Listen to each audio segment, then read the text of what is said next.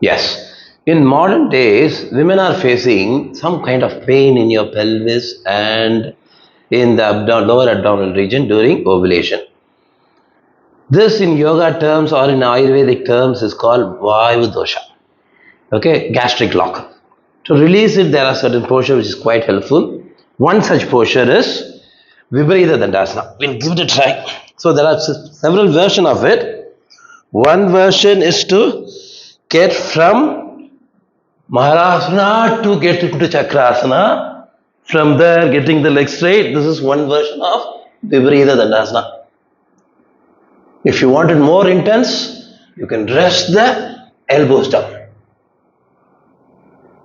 Lift the chest higher, stretching the legs forward. This is one more version of Viparita Dandasana.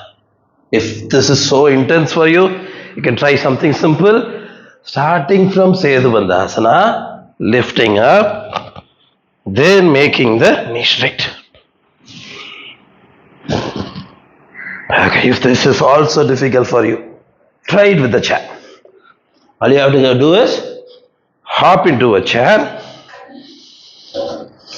lie back, stretch your legs, stretch your hands, breathe. The breathing is stretching your abdominal as well as your pelvis region.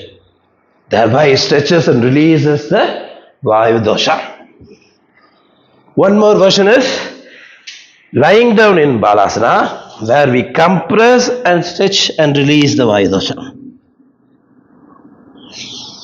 So these are certain methods to prevent or to manage this abdominal and pelvic pain during ovulation.